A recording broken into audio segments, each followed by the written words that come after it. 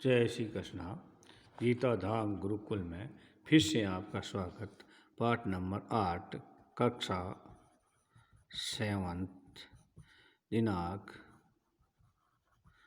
हो गया आज 1/12/2020।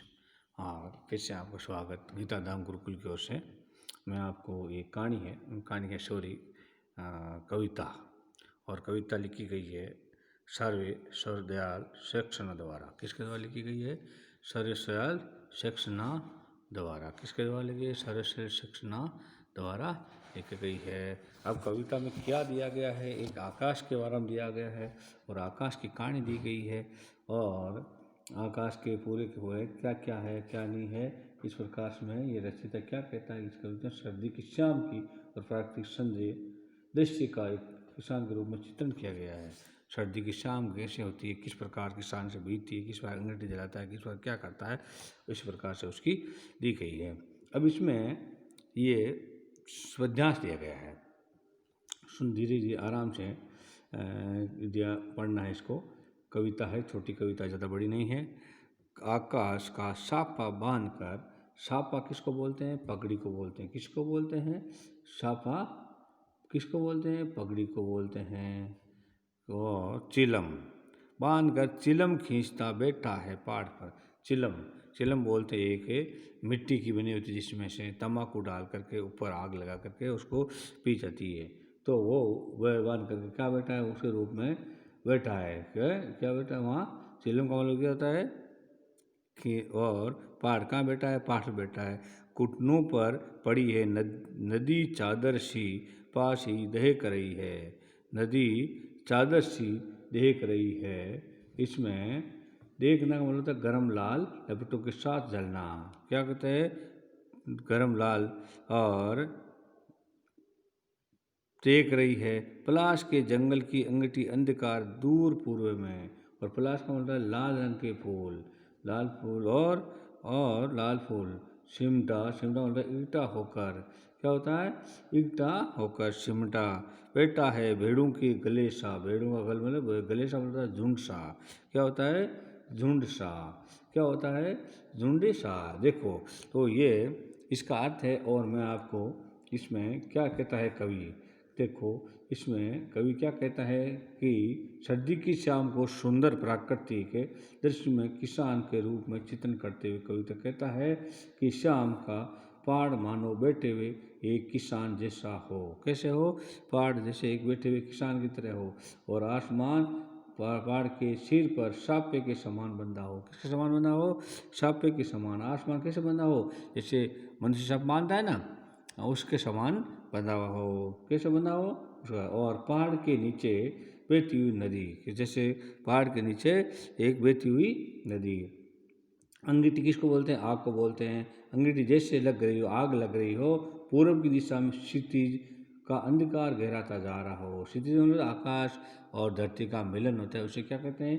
क्षितिज के अंधकार की तरह गहराता जा रहा हो, जो सिमट कर बैठी हुई है और भेड़ों के झुंड सा प्रतीत हो रहा है। कैसा प्रतीत हो रहा है? देखो दिया मैंने, एक भेड़ों के झुंड सा प्रतीत हो रहा है। कैसा हो रहा है? भेड़ों के झुंड सा। और पक्षी में अस्त होता हुआ सूरज किसान की सुलभ गति चिलम जैसा दिखाई देता है।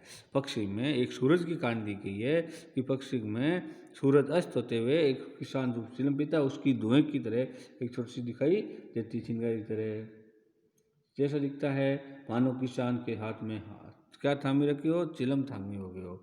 क्या रखी हो?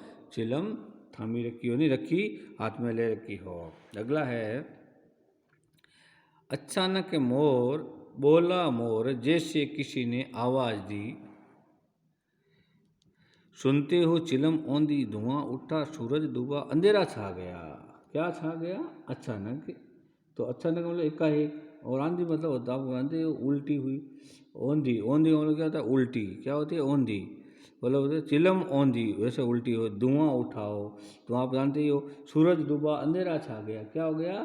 सूरज डूबा अंधेरा छा गया। डूबा मतलब अस्त हो गया। क्या हो गया? अस्त हो गया। तो ये पद्यांश आपके किसान नामक शीर्षक है कविता से लिया गया है। और इसके कवि है सर्वश्रेष्ठ दयाल सक्सेना।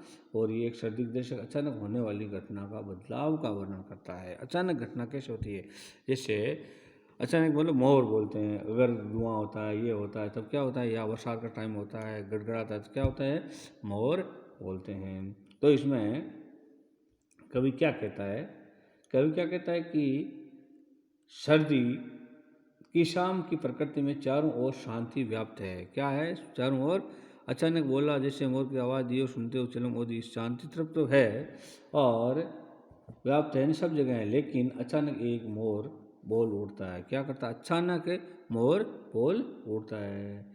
जैसे कि किसी ने आवाज़ लगाई हो कि सुनते हो, किसने आवाज़ लगाई हो सुनते हो, इस आवाज़ के साथ ही सारा वातावरण बदल जाता है। यह एक ऐसी घटना लगती है जिससे कि चिलम उलट गई हो। क्या हो गई हो, चिलम उलट गई, चिलम औंधी उलट गई हो, और जिससे जलती आग बुझने लगी हो। जिससे क्या हो गई हो, जिससे जलती आग बुझने लगी हो और धुआं उठने लगा हो, सूरज डूबने लगा हो। क्या, सूरज डूबा हो गया ना, और अंधेरा छाने लगा हो। क्या हो गया, अंधेरा, यानी रात का अंधेरा चारों ओर गहराने लगा हो, यानी छाने लगा हो। ये सेक्शन एक कविता के बारे में लिखा है, और इसमें मैं आपको नेक्स्ट में फिर कराऊंगा ये कविता। जब तक आप ध्यान देंगे, इसको पढ़ेंगे, और कुछ कविता मतलब ये अपने मनुष्य के किसान की कहानी, किसान कविता दिया हुआ है, और किसान साथ साथ में किसान के रूप में एक आकाश सूर्य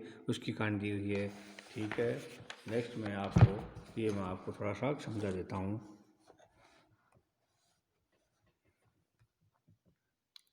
कवि ने किसान के रूप में जाड़े की शाम को प्राकृतिक दृश्य का चित्रण किया। किसका किया है, प्राकृतिक दृश्य का। इस प्राकृतिक दृश्य में पहाड़ बैठे हुए किसान की तरह दिखाई दे रहा है। पहाड़ कैसे दिखाई दे रहा है, किसान की तरह दिखाई देता है। आकाश उसके सिर पर बंधे सापे के समान, किसके समान, सिर पर बंधे समान। पहाड़ के नीचे बहती हुई नदी, घुटनों में रखी चादर सी चलाश के पेड़ों पर खिले लाल लाल फूल जलती अंगूठी के समान।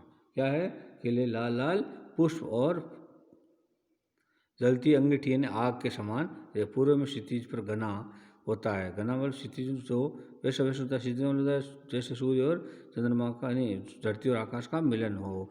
अंधकार झुंड में बैठी भेड़ों जैसा पश्चिम दिशा में डूबता सूरज चिलम पर सुलगती आग की तरह भांति दिखाई देता है। किस दिखाई देता है, पश्चिम में आग की भांति दिखाई देता है। ये पूरा दृश्य शांत है। कैसा है, पूरा दृश्य शांत है। कैसा है, शांत है। अचानक मोर बोल उठता है। क्या होता है, अचानक क्या, कौन बोल उठता है, मोर। और मानो किसी ने आवाज़ लगाई हो, सुनते हो। इसके बाद ये दृश्य घटना में बदल जाता है। किसे बदल जाता है, इसके बाद ये दृश्य घटना बदल जाता है, चिलम उलट जाती है। क्या होता है, चिलम उलट जाती है, आग बुझ जाती है। क्या होता है, और धुआं उठने लगता है। क्या उठता है, धुआं उठने लगता है, आग बुझ जाती है और धुआं उठने लगता है। सूरज डूब जाता है, शाम ढल जाती है और रात का अंधेरा छा जाता है। इस प्रकार से ये कविता दी गई है। एक दिन में सूर्य और सूर्य के बाद में रात की, प्रकाश की, और इनका किससे किया गया है, एक किसान से जोड़ते हुए इनका एक वर्णन किया गया है।